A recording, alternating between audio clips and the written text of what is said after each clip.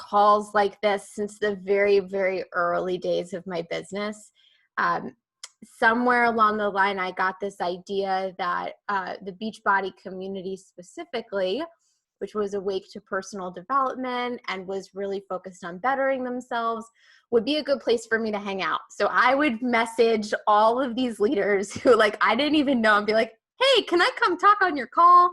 And this is like 5 years ago, and I haven't done it in quite a while, but it's just bringing back some beautiful feeling because I know all of you guys here are focused on some really, really beautiful things. You're dedicated to growing your business, right? To make money for yourself, to create freedom and prosperity and opportunity for you and your family. So that's an A+ in my book.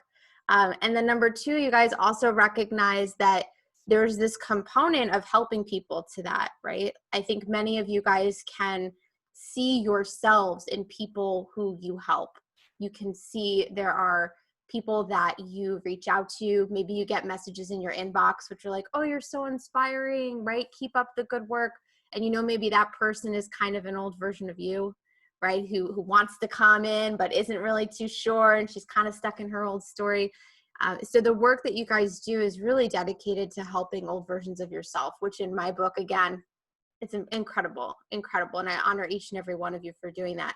And then also finally, I think one of the biggest beautiful components of Beachbody is that you guys are all here recognizing that personal development is an important part of this, right? How many of you guys have some sort of personal development practice for yourself where you're jumping on calls? Can I see a show of hands from you ladies?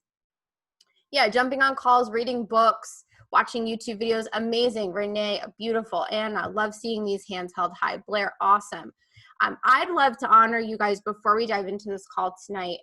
My goal, this is the thing, teaching can kind of feel, I don't know, when I was in school, it was kind of hard, right? Like, I don't want to be like talked at, right? So I would love to make this an interactive experience with you guys, if that's okay and available for all of you. See, Victoria's nodding her head. Rainey, Barton, awesome. I'm so here for it.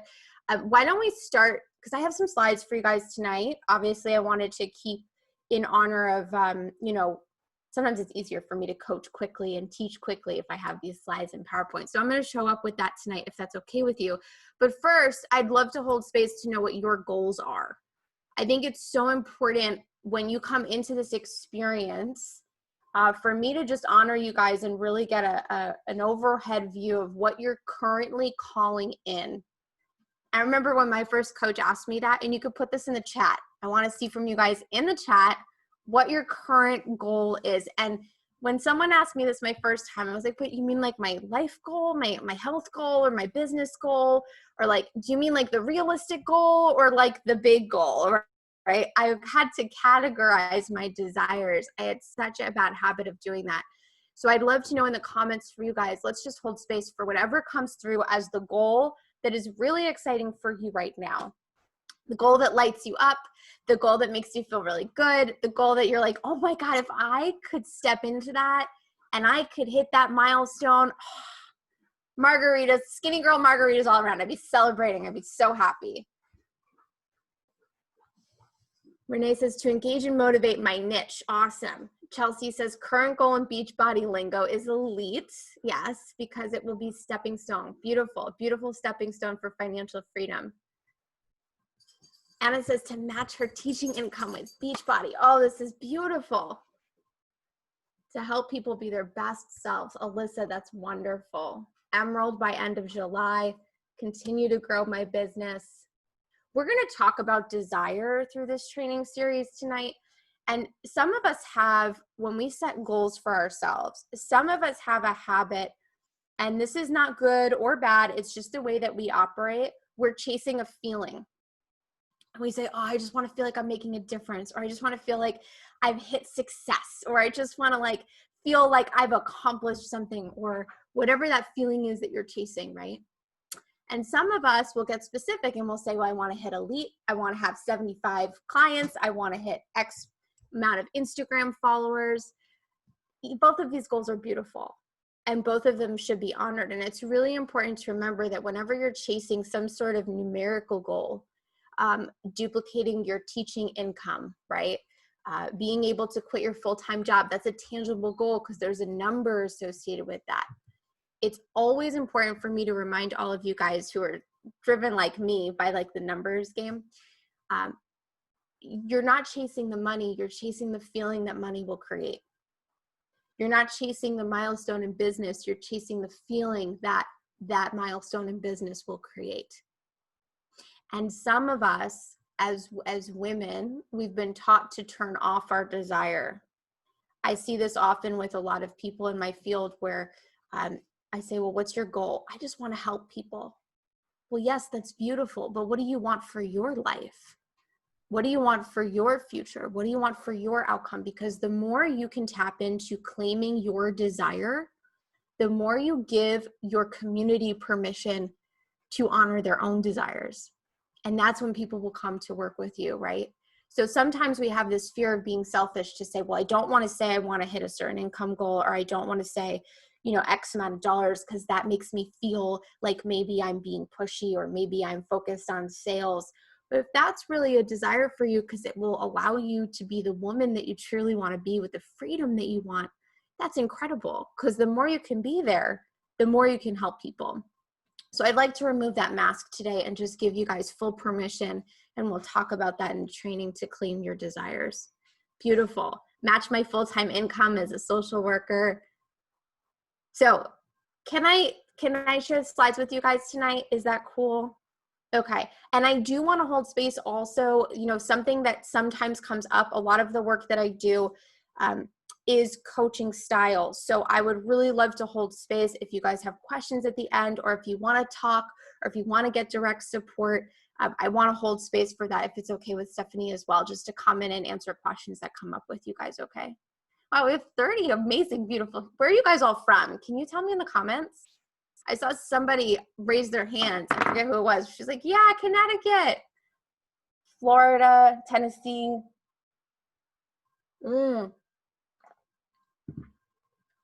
Texas, LA. Oh, you guys are from all over the place. But Boston, Massachusetts, you're really close to me. That's super cool. Amazing.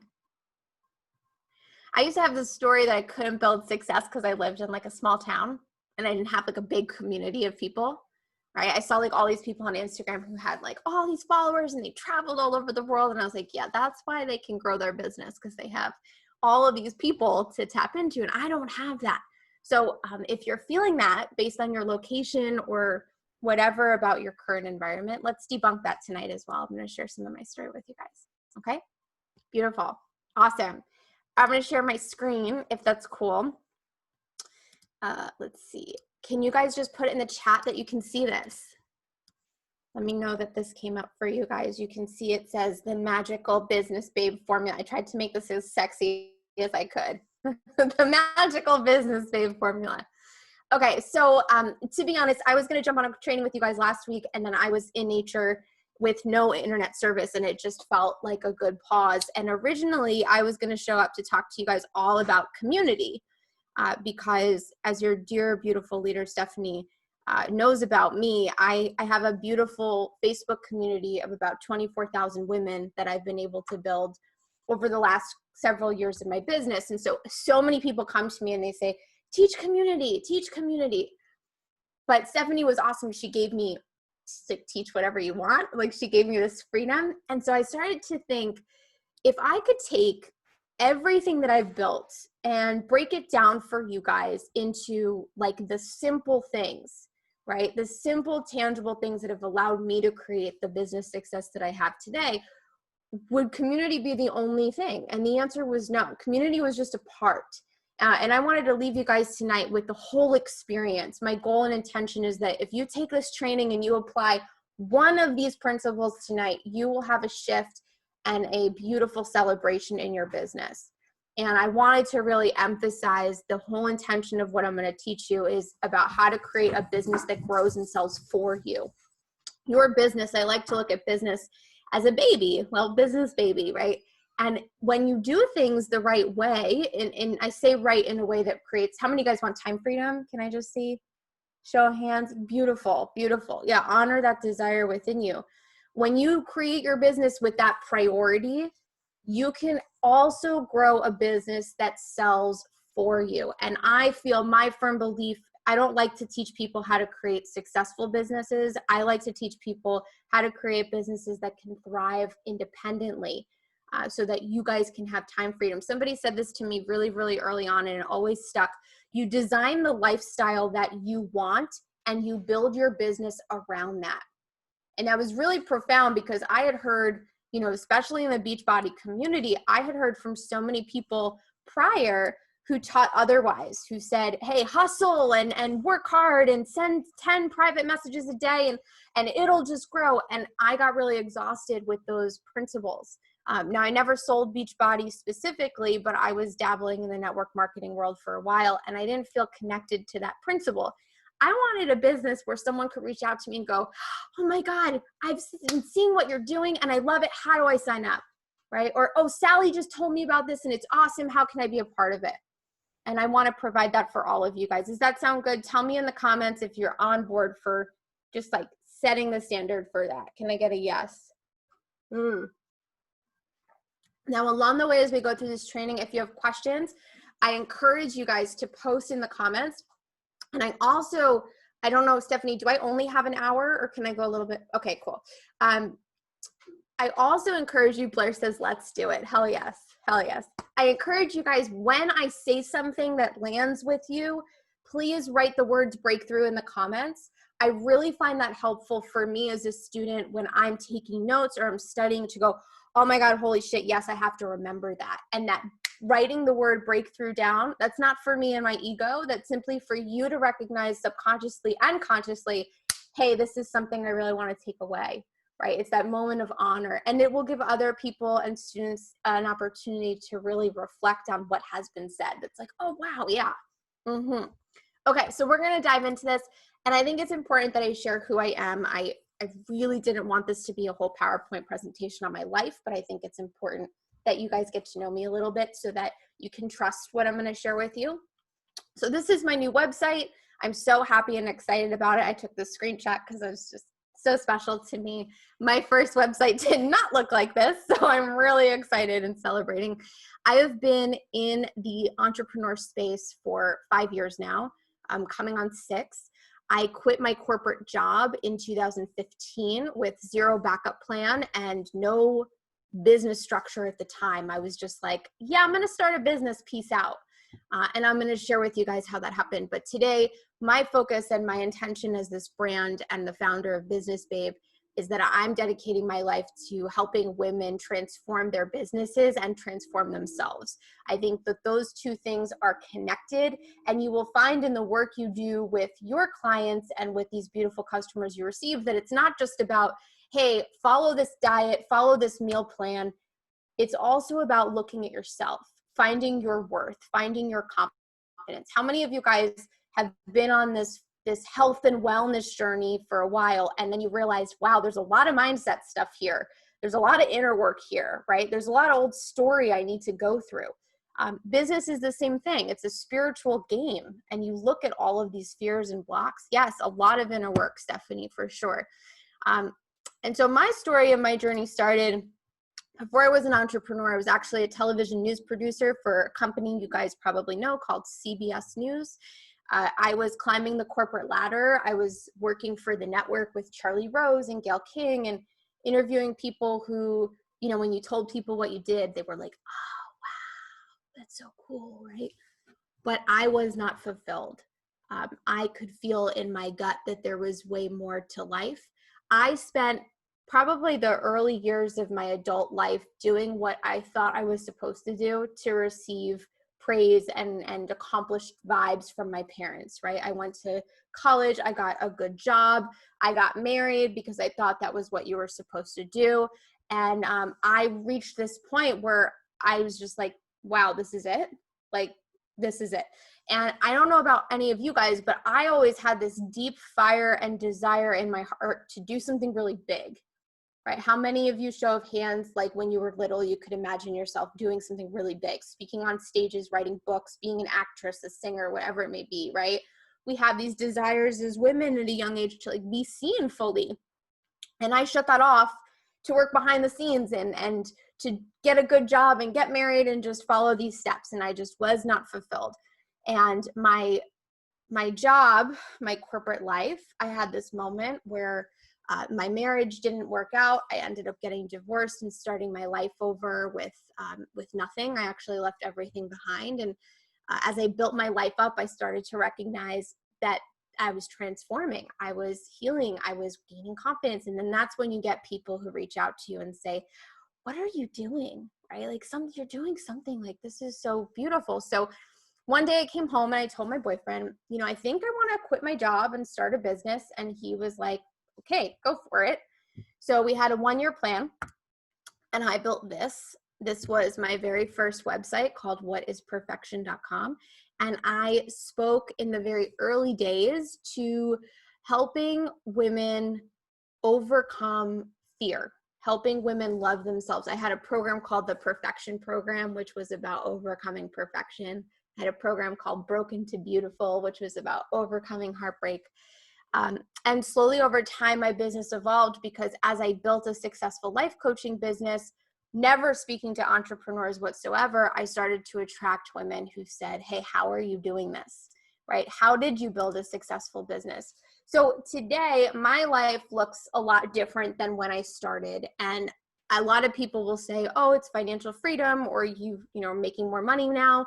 And the real truth and the honest response I always have is that everything that has unfolded for me is a reflection of my inner work, a reflection of my inner work as a human, but also in my dedication to really aligning with the vision of my business and doing the best that I can to serve that business by working on myself. Does that make sense?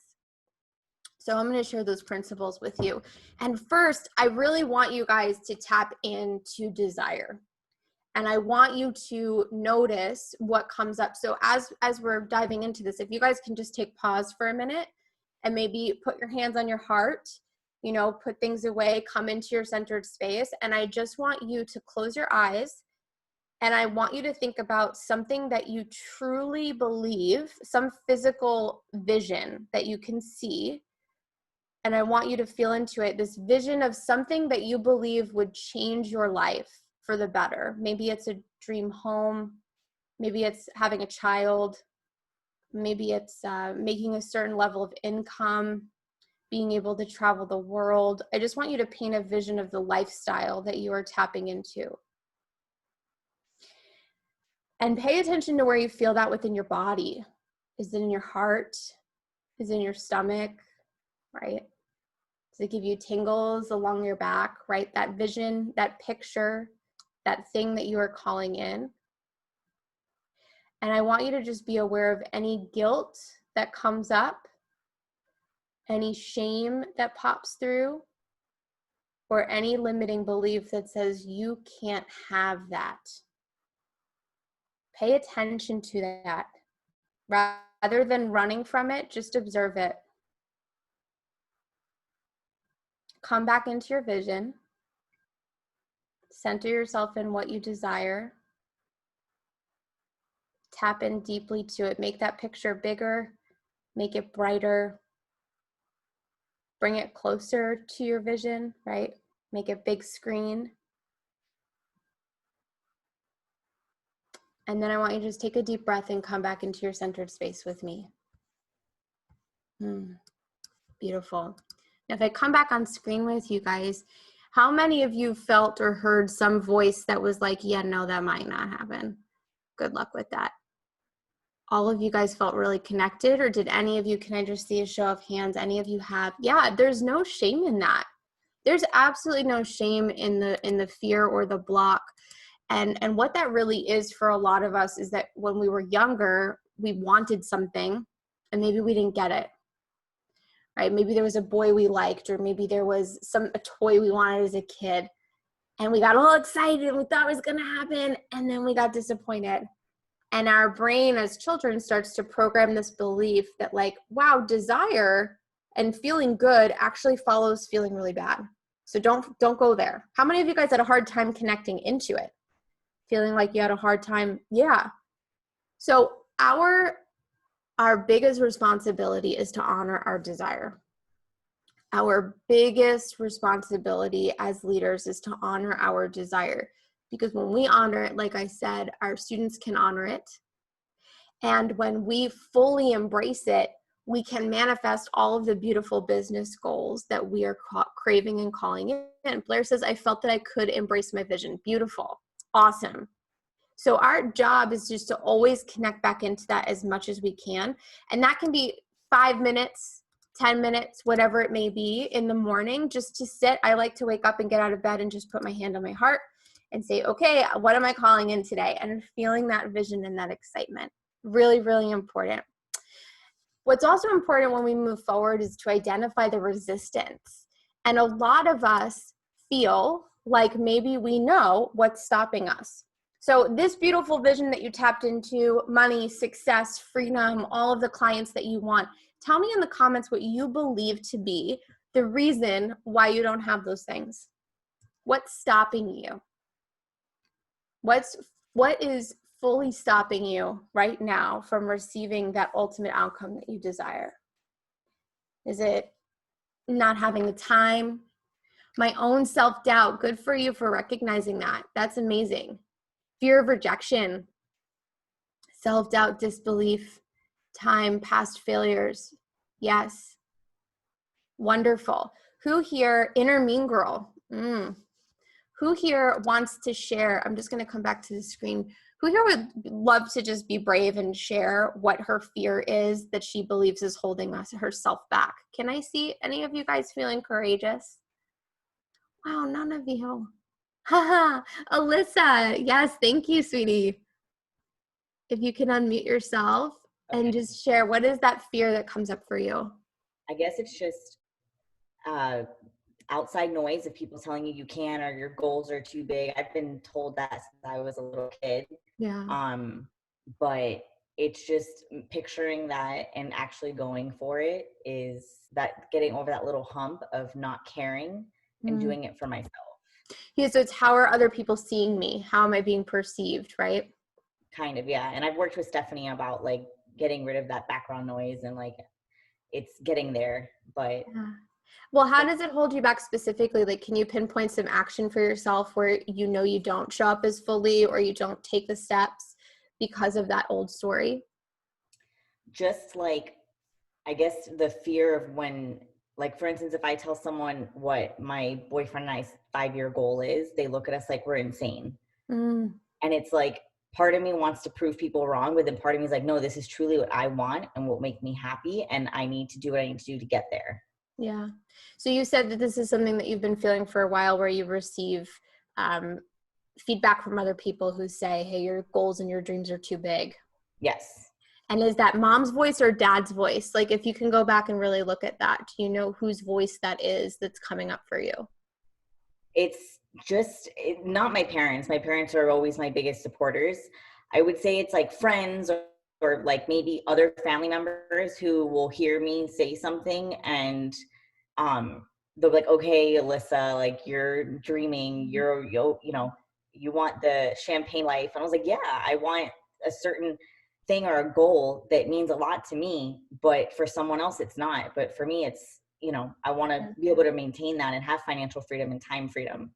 Yeah. So what meaning, when you hear somebody else say that, what meaning are you giving it? Are you giving it the meaning that they might be right? Or are you giving it the meaning that you're not enough for those people, or that you're not accepted by those people?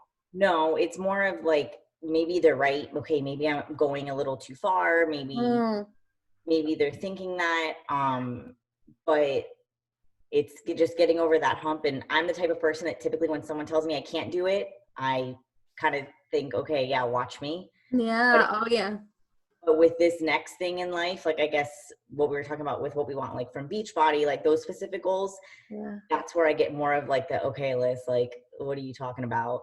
Yeah. But that's where I'm trying to push through and like get over that hurdle. So this is really, I thank you for sharing, Alyssa, because I think this is so profound. This is about when we start to trust other people more than we trust ourselves.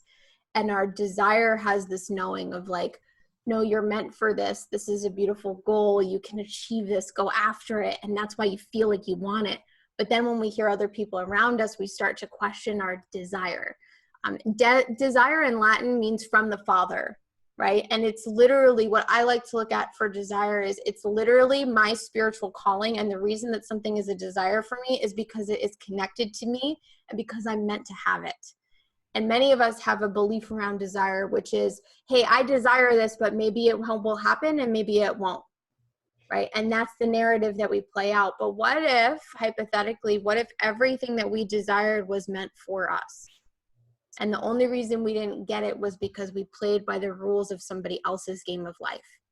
And so I challenge you guys to receive that, to start to look at anytime you have a desire come through, wow, this is my little breadcrumb of where I'm supposed to go next in life, right? This is a sign and a reminder of where I'm meant to be heading, instead of looking at what other people are saying as that validation, right?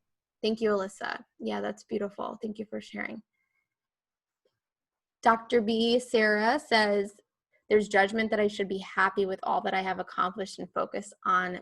Yes. Okay. So desire and being an achiever does not mean that you are not truly grateful for what you already have. We don't need to choose. We can feel really grateful for what we have and move forward towards the life that we desire. So I'm going to challenge you guys to just correct your language and your beliefs around desire and to really get comfortable when you recognize this resistance. I think one of the beautiful things you guys all shared is that you're recognizing that the resistance is you. I hear so many times from people who say, oh, it's because I don't have a following, or I don't have the community, or I don't have the time, right? And we blame our resources, but you guys all did such a beautiful job of just holding space to say, you know what? I recognize I'm getting in my own way. And what a beautiful gift that if you are in your own way, you have such power to shift that. You have such power to shift that. You have ownership of that whole experience.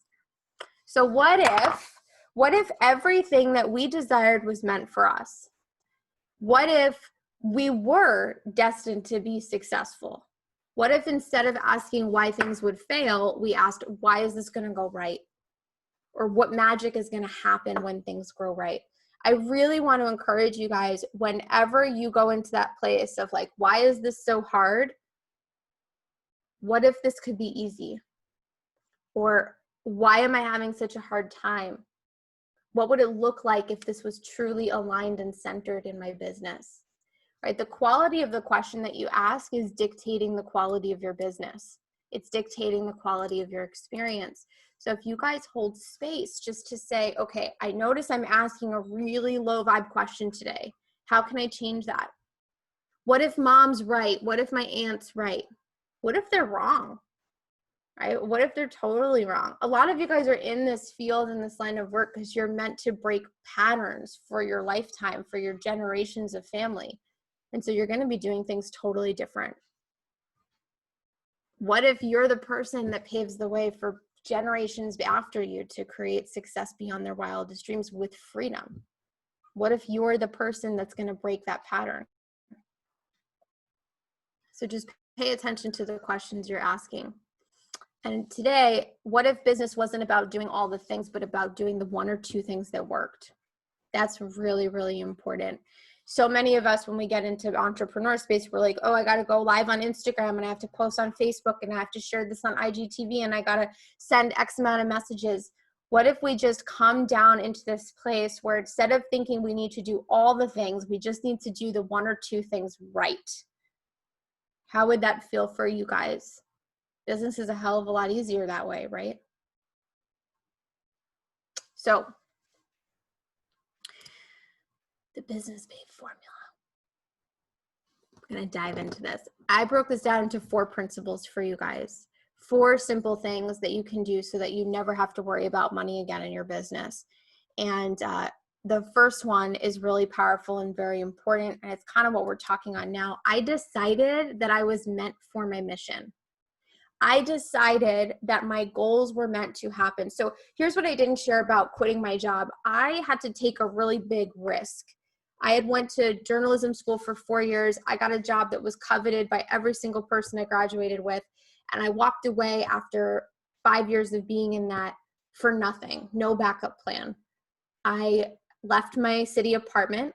I moved to a new state to live with my boyfriend's parents. I pulled my 401k and let that support me for a year, which was like, you know, I think at the time it was like $17,000. And I was like, okay, I have a year. I got a year to make this work. My husband used to come home every night. He's my boyfriend, right? So he would come home in his childhood bedroom in a mattress on the floor, and I'd be like, I don't know if this is working. I got to give up. Like, I looked for some jobs on Indeed.com today, and he's like, what are you doing?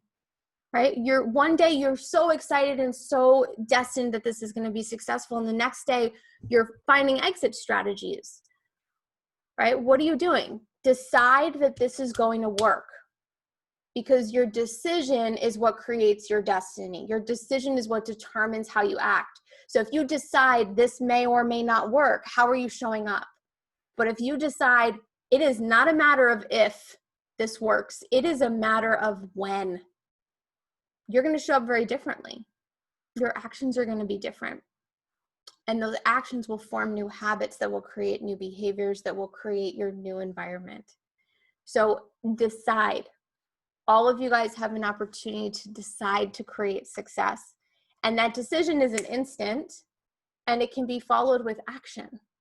Maybe it's something simple like you going to your husband and saying, okay, 5-year plan, I'm going to be successful in Beachbody so I can quit my job. I just need you to know that. That's a beautiful action to take. Decision could be, I'm going to start researching where I'm going to host my live event, because one day I'm going to have that. I'm going to do meetups for my team, right? Deciding can follow the action, and it can be creative, and it doesn't have to feel impulsive, like pulling your 401k and taking a big leap, but you can take some action that will allow you to just get that momentum going in your business. So number one, I decided I had $1 million business before I ever had one. I decided that I had groups of thousands of women listening to me before I ever did. And when I made that decision, I showed up in that energy, and that energy was what created that reality. So if you guys if you want something, let's say you want elite and that requires 10 new people, right? Go decide that. Post on Instagram, I'm calling in 10 new people. This is what I'm looking for, right? Take that immediate action that follows the decision. And remember that it's not a matter of if, it is a matter of when. That is so important. When you think it's a matter of if, you will take an action and you will dance back and forth. I failed. I didn't reach my goal. This isn't working. I should give up. But if it's a matter of when, it's like, all right, what's next? Let me figure it out. Let me try something else. Blair says your energy decides your reality 1,000,000%. It is not what you do that creates your reality. It's who you are being. So if you're reaching out to people to build a team that you have not decided would be successful because you think maybe it will and maybe it won't, that energy is going to show up in the conversations that you have with people. And they will say, maybe I'll join, maybe I won't. Something's off, right? But when, like, if you look at what Stephanie did these last couple of months, she made a decision that she was going to expand and reach out, and she decided, and that energy was what created the safety for all these people to go, oh my God, I got to be a part of that. So how can you decide? That's really, really important. It is in our moments of decision-making that our destiny is shaped. Tony Robbins, he's my go-to guy. I've put some journal prompts in here that I want you guys to go through. I can share these PDFs with Stephanie as well after. But just after these 4, there's a question I want you guys to sit with. And this is the first one. What areas of your business have you not fully decided? What areas of your business have you not fully decided? Is it the vision of, committing to the Beachbody lifestyle that you haven't fully been honoring? Has it been, I'm going to be a leader and run my own calls? Or I'm going to do trainings on Instagram that I've been putting off? Where have you not been fully honoring your desire and turning desire into decision? Whatever comes to mind. And I put this in here because I just want to remind you again. So important, so important. Number 2, this is the second thing that I did that transformed my business and my financial reality, owning it. I fully owned my narrative. Owning my story was the most important thing that I did. I know Stephanie mentioned this, I got really vulnerable, The biggest expansion in my business came when I allowed people to fully see myself. When I talked about the things that I had been through, the challenges I've experienced in my life, the roadblocks. And I'm not saying you have to do this with every single area of your life and air all of your dirty laundry. But for me, I felt really called to be my fullest self, because for so much of my life, I felt like I was taught, don't let people know that about you, and don't let people see that you're upset, and don't share the fact that you're divorced. And I had some pretty traumatic things in my life. I was raped my freshman year of college. I attempted suicide shortly after.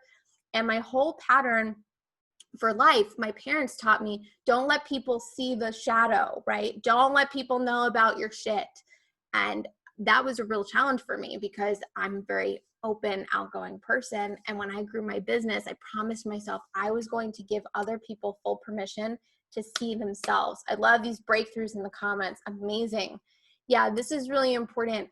And sometimes when we're conditioned as children to not tell people certain things, then when we show up in our businesses, we have this shadow. I remember for me, this manifested in the boyfriend that I had after my first marriage, and we both worked together, and I went through this big weight loss transformation. I lost 60 pounds. I had this beautiful before and after, and my coworker had just come back from a Bahama cruise, and she posted these pictures on Facebook of her in her bikini with her friends. So I was like, all right, I can post on Facebook my transformation photos.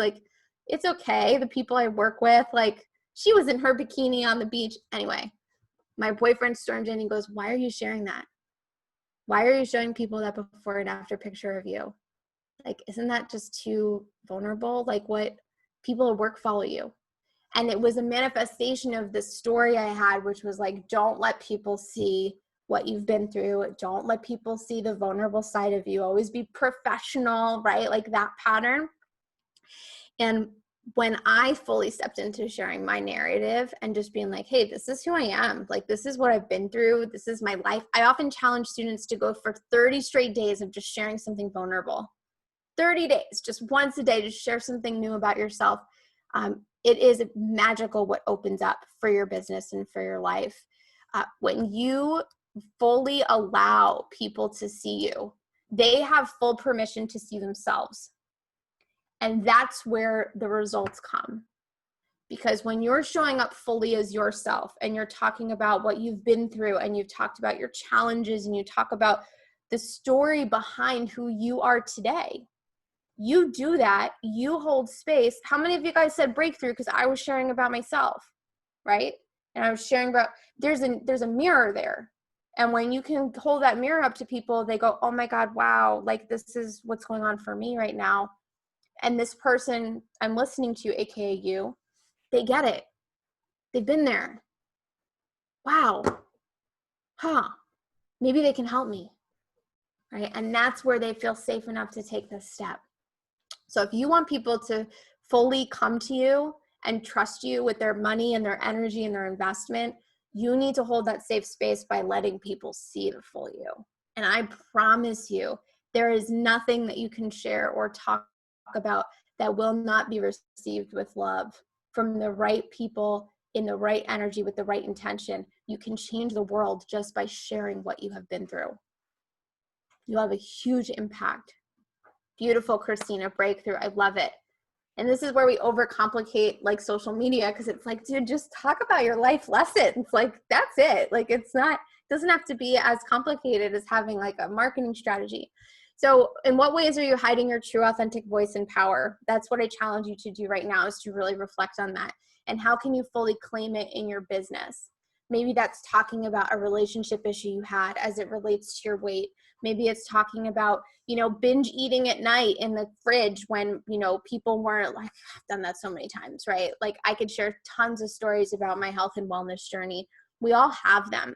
And we're often, I think some of us are afraid to share because we don't know how it'll be received. And some of us are feeling like our stories aren't special. Your story is so freaking special. You've been gifted it. It is your whole life's path. It is why you are here.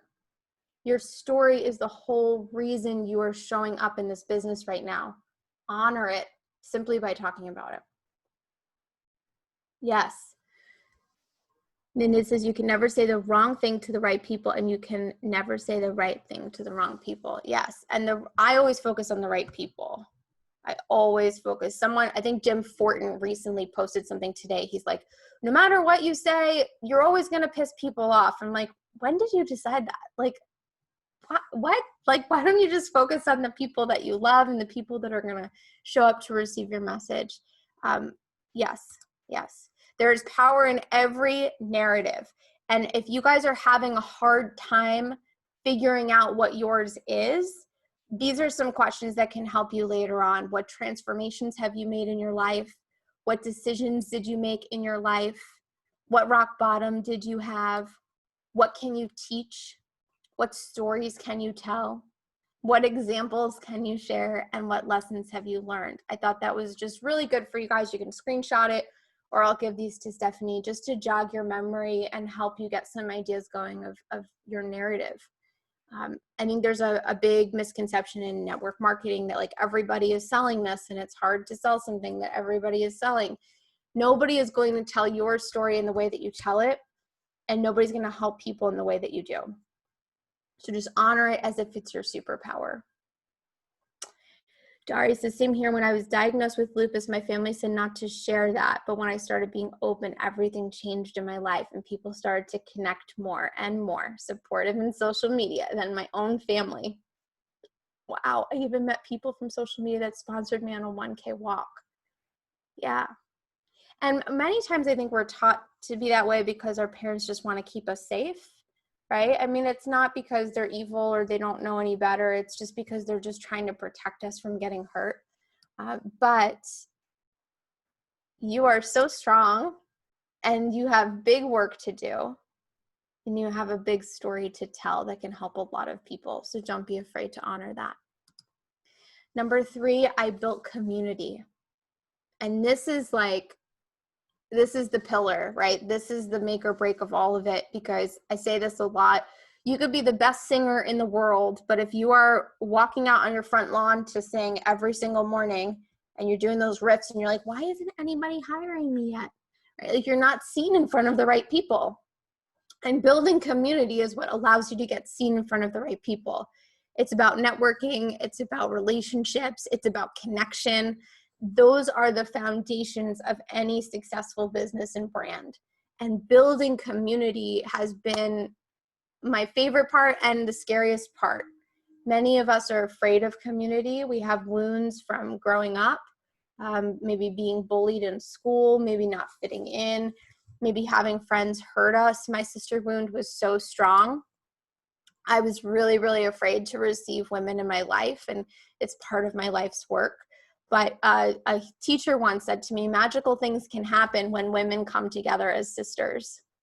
And if we can just hold space to find power in our community and to find power in our gift to bring people together, and recognizing that that's part of our path.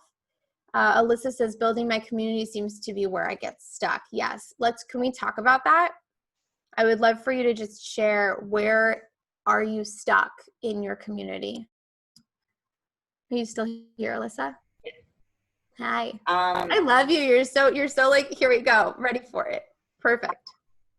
Yeah, and that's funny because I'm usually not like that. I was like the quiet kid in school who never talked, never raised my hand. Like, people all until like college. And now you're here ready to be seen and like lead the way and make a beautiful impact. Yes. Awesome. I think when it comes to community, or like building my niche, I think where I get stuck is, I think it's a good thing and a bad thing, where I have so much that I like and I do so much that it's not like one specific area. Well, when did you decide that you needed to have one specific area? Or not, how do I say this? Not one specific area, but for instance, I have a friend who is a nurse, and she reaches out, always does, all her people are like nursing or in the medical field. For me, it's like, I like to do so much that I feel like sometimes it's overwhelming, that I feel like I have too much, not to offer, but too much that I like, to where I feel like building my community it's what path do I go? I feel like I'm going in like 50 different directions. Okay, so can you tell me what some of those directions are? Well, for one, I work in hospitality. One reason why I want to get out of it. Mhm. Food and beverage, restaurants. I've grown up in the restaurant business.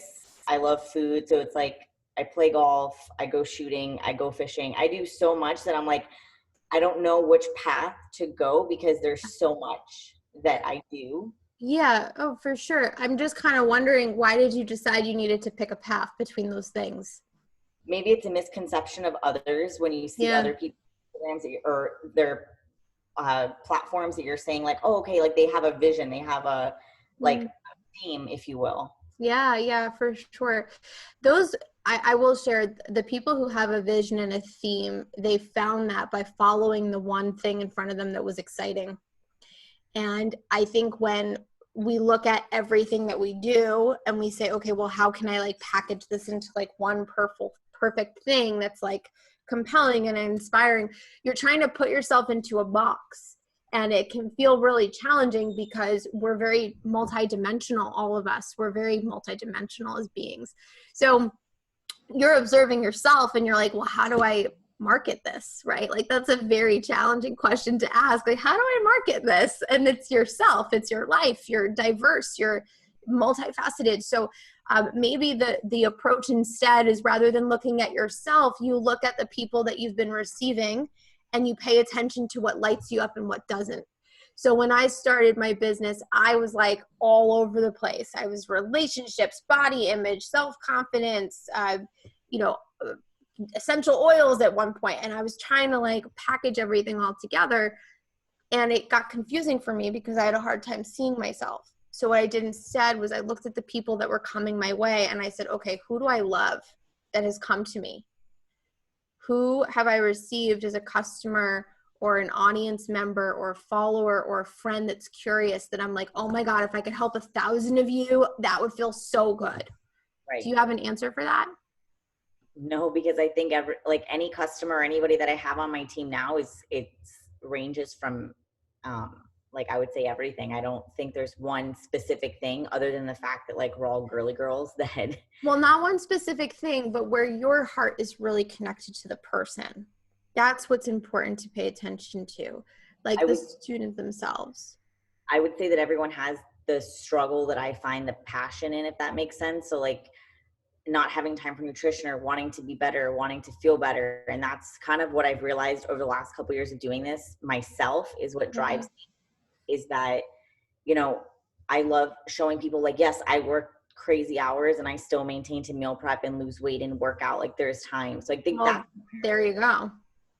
I mean, that's your niche and it's your market, speaking to people who are really pressed for time, have a really strong issue with fitting things in and finding balance.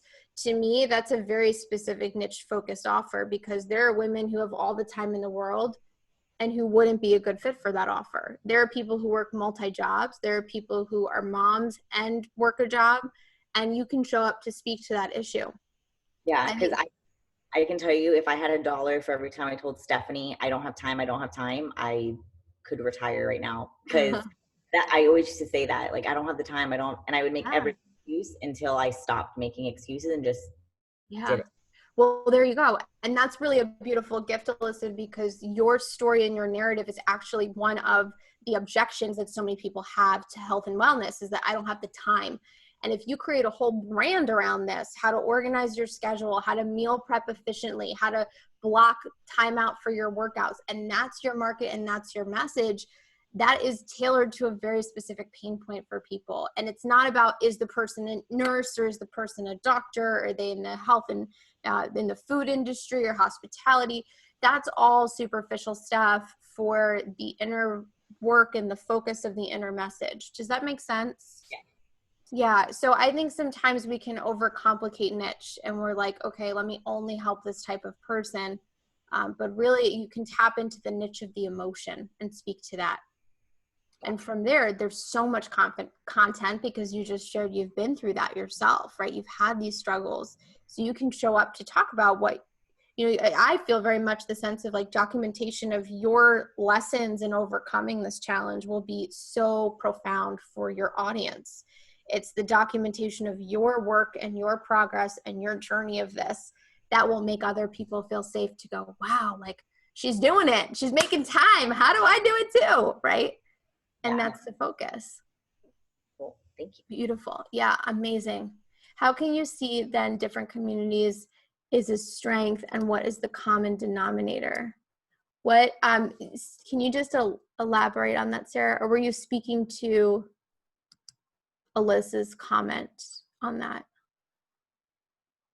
I just want to make sure. Where are you speaking? Oh, speaking to Alyssa. Okay, cool. Wonderful. Awesome. So let's just jump back in.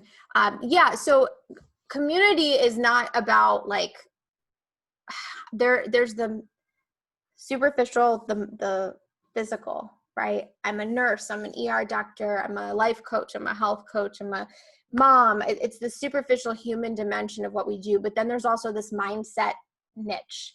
I help people who are stressed out about time. I help people who feel insecure. I help people who who maybe are having, you know, their spiritual awakening, right? There's a mindset component, an inner work component that can be really profound for your niches as well. So I would encourage you guys, when it comes to building your community, to really ask what wounds you have around friendship and sisterhood and community that need to be looked at. Because I can tell you from experience, when I started my business, I did not want to have conversations with strangers. I did not want to build community support. I was like, buy my shit, don't talk to me. I was so afraid of rejection. I was afraid of not being enough for people. I was afraid of being bullied. And so I had to do a lot of work around that. But when I did, and I recognized I'm a leader, I'm meant to be a leader. You guys are all meant to lead your beautiful teams. You will hold space to receive more when you do that inner work. And I also challenge you guys, when it comes to community, to look at your wounds and build what you wish existed in the world. So if you have some time, again, these are some journal prompts that you can dive into to really look at what you longed for in a friendship, right? What I love about Stephanie is she sees me. She really is present when you talk to her. She's grounded, she's focused. You know, from my experience with some friends, I didn't always feel that way. She's built a community that allows her sisters to be seen and supported, because that's a priority to her in friendship, is being seen. So what you crave in a friendship is what you want to prioritize in what you're building for your relationship. I loved when I felt special by a coach or a teacher or a community leader, when they lifted me up and they shouted me out. It allowed me to feel really seen. So I know, because it's important to me, it's important for me to infuse within my relationships and my community. And it's also really important to know what you won't tolerate as well. When you're building your community, I encourage you guys to just really focus on like, what's a not available for item. Not available for bullying. I'm not available for gossip. I'm not available for, and just like holding space to be like, nope, that's not anything in my community. That's not what I'm available for. Because when you focus on the energy of what this community is that you're building, you will create a really niched down, clear brand with that alone. Because it will hold an energetic container, it will have a vibe, it will have a sisterhood. And that's when people will come to you and say, I don't know what you're doing, but I need to be a part of it. Because the community is the focus. Beautiful.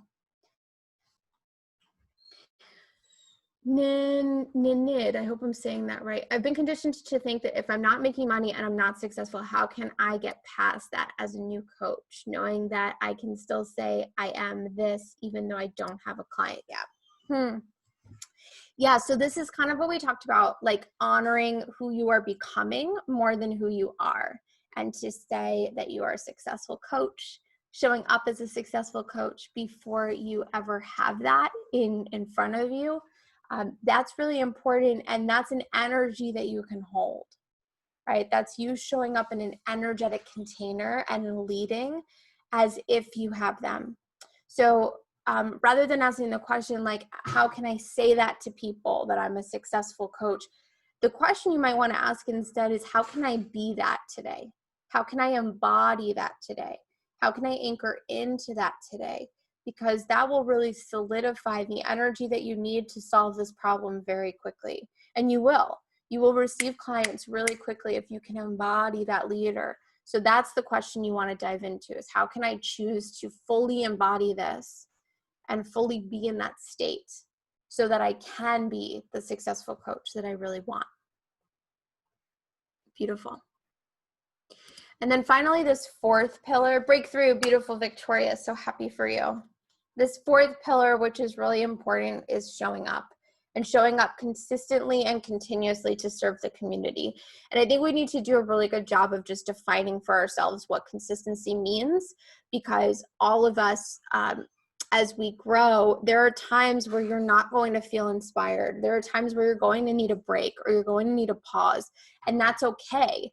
It's perfectly normal to take pause. And for me, when I define consistency, consistency is at the end of a 30-day cycle. So men operate in a circadian rhythm with their hormones, where you will look at their hormones at 4 o'clock in the morning every day, Monday, Tuesday, Wednesday, Thursday, Friday. It'll be the same. Women, maybe not, because we're ovulating and we have, different phases of our month. And if your hormone levels are all different, there are weeks we're tired. There are weeks we are uninspired. There are weeks our body is trying to create a baby, right? And so I like to look at my cycle, my 30-day experience as like, okay, was I consistent in this entire 30-day scope? Did I reach my goals in this entire 30-day scope? Because there are weeks where I don't want to show up on social media and I want to pause. And that's beautiful. That's a normal part of your process as a woman. So I just encourage you guys to just define what consistency means. This whole presentation was a huge breakthrough. Beautiful. Makes me happy. Thank you guys. Thank you, thank you, thank you. Continuously showing up to serve your community can mean different things. Sometimes for me, it's like, hey guys, I'm really fucking tired today and I look like a mess. It's okay to be tired and look like a mess, right? And I've served my community. I did a great job just letting people know that it's okay to be themselves.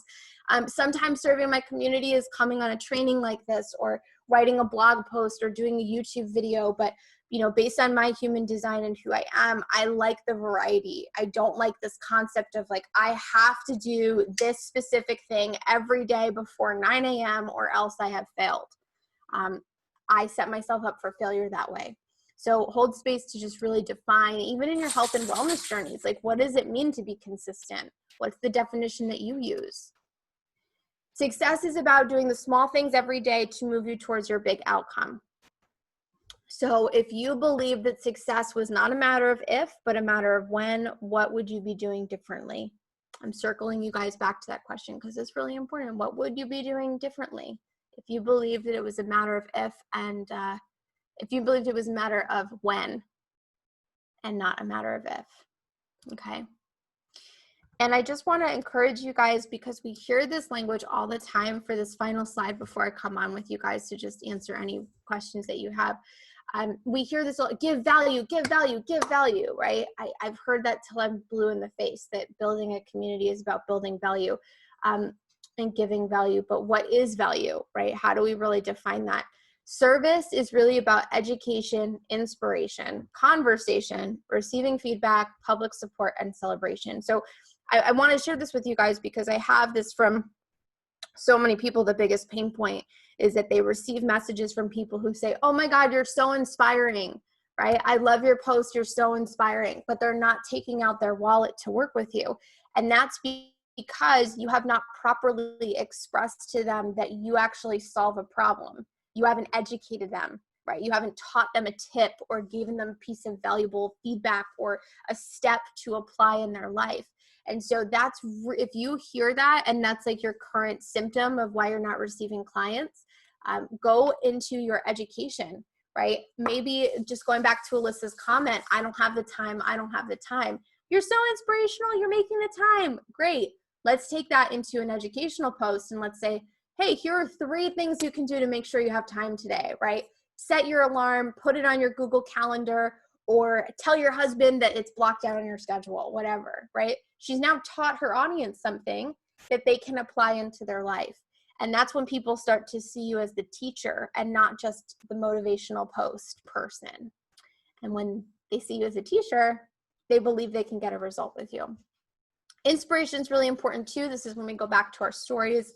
Conversation is really powerful. And I think We're like really afraid of it with strangers on social media, but that's how we build our businesses, is having those open dialogues with our customers and getting to know them, right? Receiving feedback. What do they need?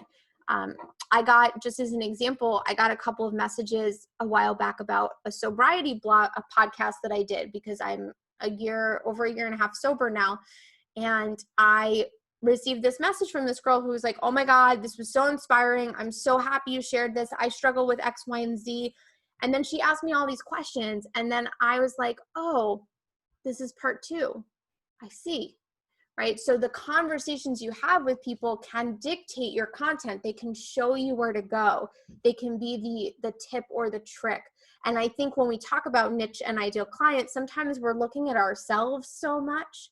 We need to spend time really looking at the people that we're talking to and saying, wow, like I got 5 questions today on time management. Let me do a video about that, right? And just holding space to let the universe show you where you're meant to go with the conversations that are happening and the feedback you're getting around your content. Public support is really important. This is where you are sharing the support that you provide, right? And so this is where I love Stephanie does these graphics where she shows you the community that she has. Maybe she does a story of like, hey, we're on a call today, like so exciting, right?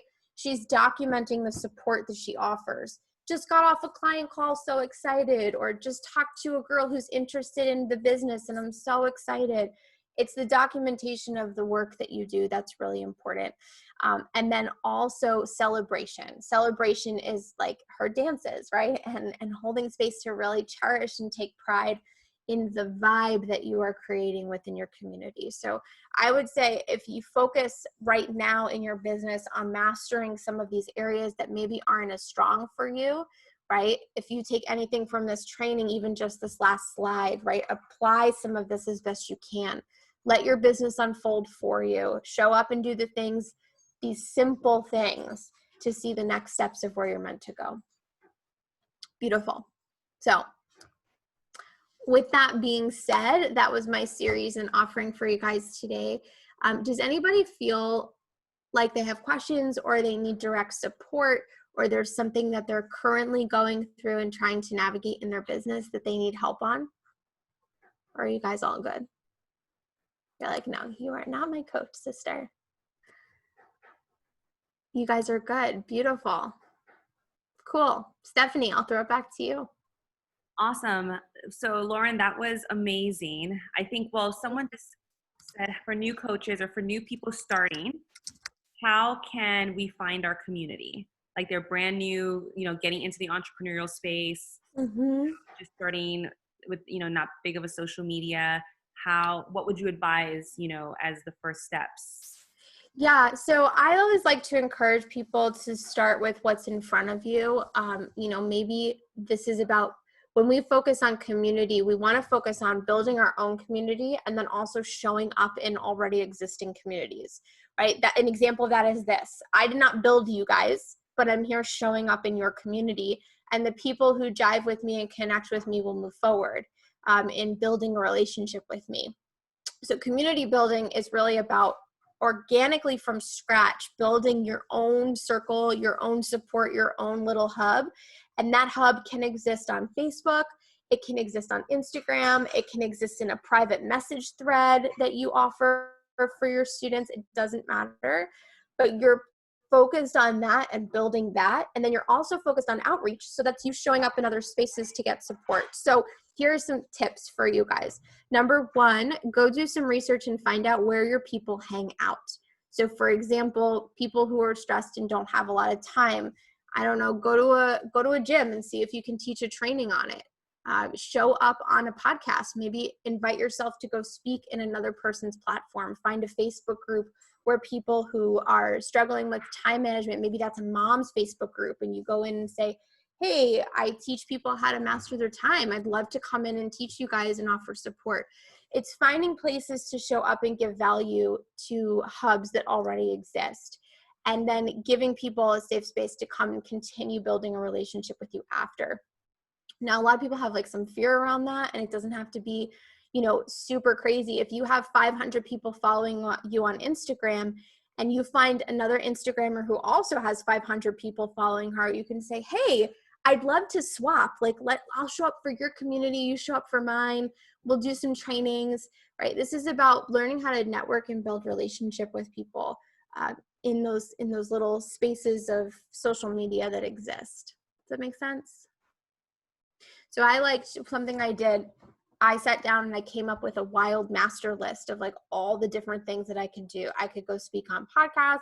I could go invite myself to publish on blog platforms. I could have conversations with bloggers to be featured on their blogs. I could write articles for Yahoo, right? Like all these different things I could do. And some of them were like a lot of work and some of them were really easy. And I just looked at that list, and every single month I tried one new thing and I highlighted it off the list. So rather than feeling you got to go do all these things at once, just holding space to really say, okay, once in a while, I'm going to try one of these things. Make sense? Yeah, beautiful. Awesome. Oh, you're so welcome, Irene. Any other questions, guys, for Lauren? Lauren, this was amazing. This was really, really, and it's funny because some of the, like, it's exactly what I think the community needed. You know, in terms of, I'm glad. Yeah, so this was really awesome. And one thing I love that you kind of, I don't know if they necessarily touched upon, but the way that you kind of, you know, when people were giving their excuses, I don't have time, I don't have money, it's understanding that those are all resources. And, you know, successful people, obviously I'm coming off of a Tony Robbins event. So it's like, but you're, you know, and Lauren is actually someone who, you know, it's funny actually how we met. For those who don't know, Lauren and I we actually met at a Tony Robbins event, and we've become friends, and we had connected through the social media platform. So again, just speaking to the power of social media is that is how we met. And you know, we've built this beautiful friendship. But just the idea, guys, of that success happens, you know, when we're not resourceful. So we have all these resources, but it's about becoming resourceful, you know, with the resources that we have. So just kind of bearing that in mind. Yeah. And I also too, I just challenge you guys to look at that on an even deeper layer. And this is something that something spoke to me like in the early days of my coaching practice. When somebody says no to you for your offer, right? Like they say, oh, I don't have the time, or I don't have the money, or I don't have, you know, like not now, next month, right? Like things are really busy, whatever excuses you get. When somebody says no to working with you, it's one of two reasons why. Either they don't believe what you have to offer will work, or they don't believe that they will do the work.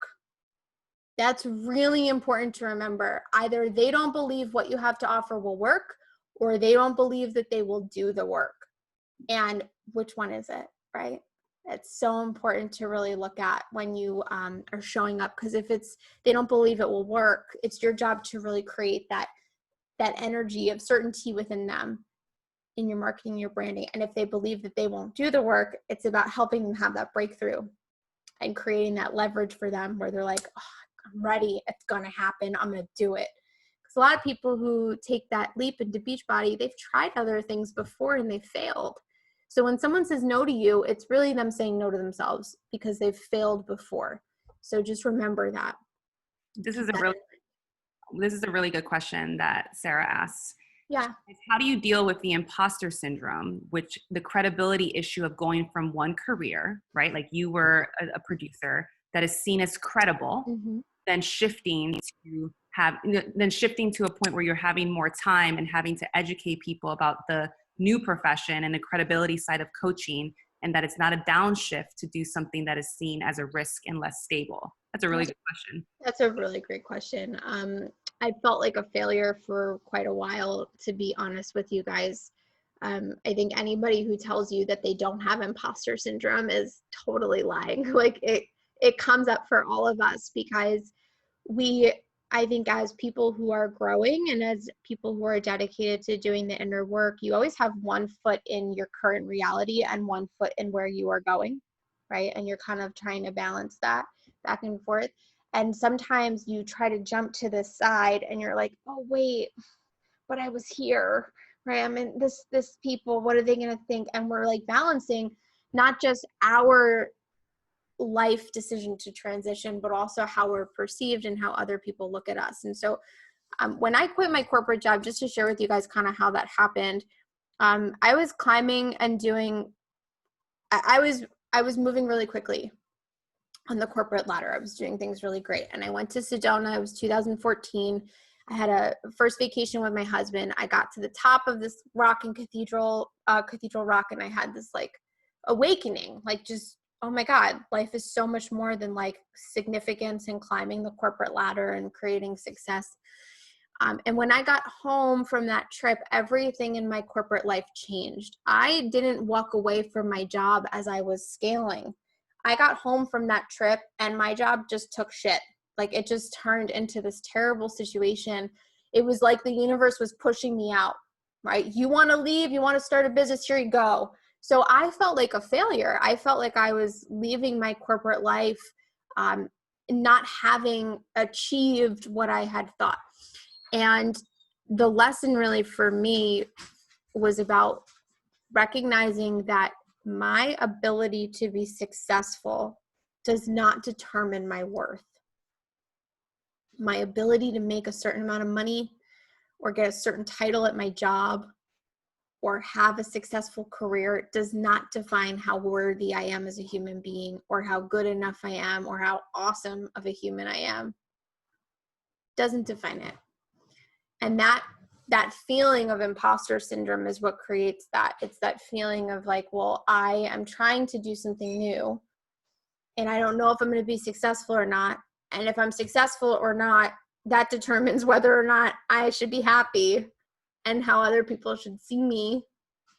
Right. And so we kind of like fall down this rabbit hole. And I think the real lesson is to look at that narrative for ourselves and to look at that life story. Like, how long have you been carrying the belief that you need to be something for other people?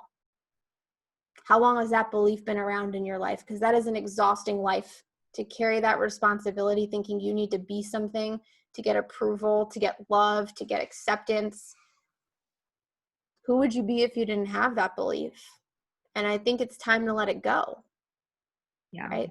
So that I think is that's the lesson for me, is to learn to abandon that. And this feeling of like jumping into something that's a risk or less stable. I think Alyssa had tapped on this too. I just keep coming back to her because it was great. I was like, F you, I'm going to prove you guys all wrong. Like I had that anger and that drive of like, I'm going to be so successful. My mom, my dad, my family, my aunts and uncles who think I'm insane, watch me. Right. And now they are. Right? Now I get questions all the time. How did you do it? What did you do?